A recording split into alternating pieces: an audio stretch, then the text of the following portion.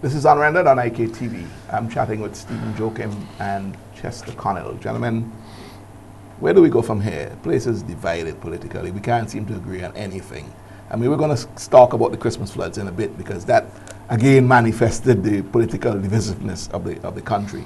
But just looking generally at the state of politics and how do we get out of this, man? Is the system failing us? Let's face Absolutely. reality. Is Absolutely. this system, Westminster System, failing us? The Westminster System has failed us, is failing us, and will continue to fail us. We are in a crisis. We're in a political crisis.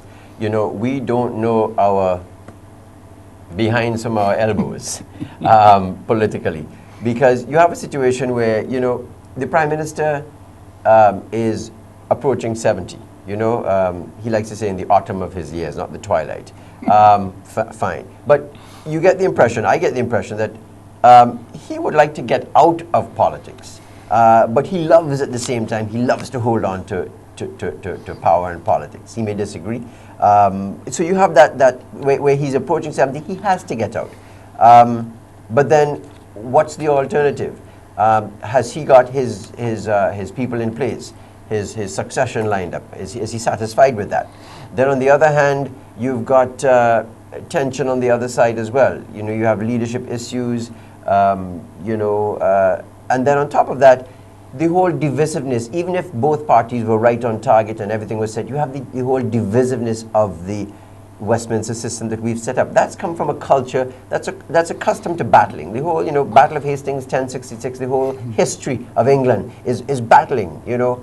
Then we inherit that. We're a kind, supposedly... We're different. We're more community. We should be. So we are, you know, outside of the culture of this political system, and it's failing us. My friend Chester, The dreamer. the dreamer, continues to dream. Our politics, like all politics all over the world, reflects the reality of human nature. Human nature is one of competition. It is one, what politics is about now is simply a way to settle differences. That's all it is about. It is no longer, in the old days, we'd pick up a sword or a gun and we'd try and kill each other. We have found what we consider to be a slightly more civilized manner in which to kill each other. And this is called politics. We have elections now, and this is what we do now. So the elections. So under the reality, the battles, and to the reality of Hastings. well, the reality of what I see, right, is the Prime Minister lays out a document. He lays out a budget plan, and the Prime Minister likes to talk about philosophy and laying out his policies in context of a philosophical approach. The NDP does not do that. Therefore, that implies to me that they don't seem to have any real disagreement with the political philosophy that is being Stephen, followed. I think that is a flippant statement to say the NDP does not I haven't seen do that. I mean, Okay.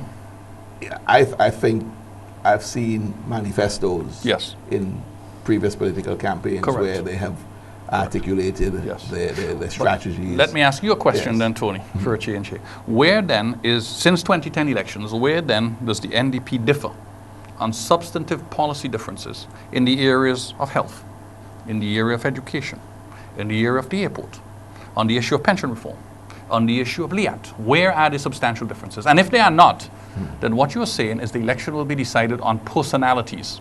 It And always who is. you think can therefore be the best So are person. you saying, is. are As you it saying, is. Stephen, that the NDP is not articulating their positions as it pertains to those central issues that you're talking about, airport, health, education?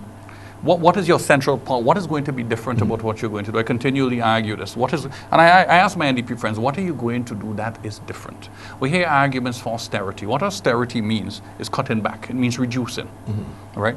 And there's a fundamental argument to be made there. And I think Mr. Eustace can make a strong argument that, you know what we have done is not working. We are spending too much money. He says it all the time, except we need to go beyond that. What is fundamentally different about your approach to governance versus the ULP's approach? And if not, then it comes down to a battle of personalities.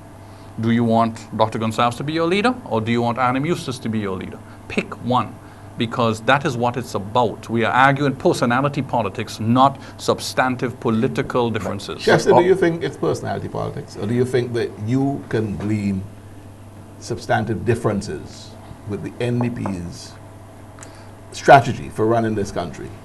versus the ULP? I see substantive differences in the Green Party. But of course, the Green Party is just almost a non-entity. Well, what do you say? So that I'm the saying- Green Party articulates a position, Yes, and the NDP does not? The Green Party, you can see where the Green Party is you know, okay, you may call them, you know, Off-center. Off-center. But you know what? It's a particular stance he's taken. You're just going to have more of the same. With all due respect to the NDP, it is divisive politics that exists for a political party to get into power. Once they get into power, things change drastically. I don't want to skip ahead of you, but you take a situation where we have a crisis. We have a political crisis, we have a social crisis, we have a situation where people are living in riverbeds, where they have to move from there. That is a politically sensitive topic, and politicians are not going to want to move them because the people don't want to move, and they will lose votes. So again, politicians only do what is politically expedient, and it doesn't matter whether it's the ULP or the NDP. We're just going to have same khaki And pants. Tony, even beyond that, right, what we are seeing here is both political parties, none of them are prepared to listen. They do not talk to people, they talk at people. They do not say, okay, listen guys, what is your opinion here on this matter? Who do you think should be the candidate in this area? Who do you want to represent you? Generally, that is not done. It's a very small cadre of supporters on each side who decide who the candidate is going to be. There is no real articulation saying, what do you think? Who would you like to represent you? We don't see that. To answer your question, how do we, resolve this issue and so on? How do we? It has to come from the community, and it has to come from the people. And unfortunately, our culture, our political culture, our historical culture is one where massa makes the decision. Just tell me what to do, I'll vote you, and you just tell me what to do. It started with Joshua, Joshua representing the people, Joshua telling the people to strike, Joshua telling the people to march, and on from there. But that's human nature, Chester. Yeah, but it has to come from, no, it's not human nature. The community has to lead. Farming communities. And where do we have an communities. example of that Yes. happening anywhere in the world? We don't. What we have is people fighting and arguing and trying to find a position. And once they get into power, they will do anything to retain power. So you could say all you like before you get in, but once you get in, you end up you do it as necessary for you to retain Stephen, power. I beg to differ where you ask the question, where is it happening Yes. in the rest It's of the happening world? all over. There are pressure groups Yes. that emanate from communities. Lobby groups. Lobby Yeah, groups, pressure yes, groups. They're groups that are lobbying for change of immigration laws. The movements, Right. and these things. But don't we have that? Online. But we have that here. Don't you have, as Chester would like to say, we have agricultural organizations, Right. and there seem to be a lot of them We've that got are a brand new supposedly one. lobbying for. Right. But the voice Right. isn't strong. Is the voice strong? Are the Right, but you see- but voices you see- strong? but you see Are that- they having Right. impact? Are they making meaningful change? Right, well, Are they that's my getting point. people to think independent That's of my divisive point. politics? That's my Or point. are those organizations themselves infiltrated by partisan politics? Correct. You're right. And I'm making the point that must change, because I'm answering your question. That has to change. Once we continue with the politics, where the system as is, the divisive politics, the Westminster System, where one person or 21 people make a decision for everybody, it has to come from the bottom up. Tony, I voted no when we had the referendum. And I voted no for exactly the same reasons that you guys articulated now, that the Westminster system does not work for us in this part of the world. We have too few talented people.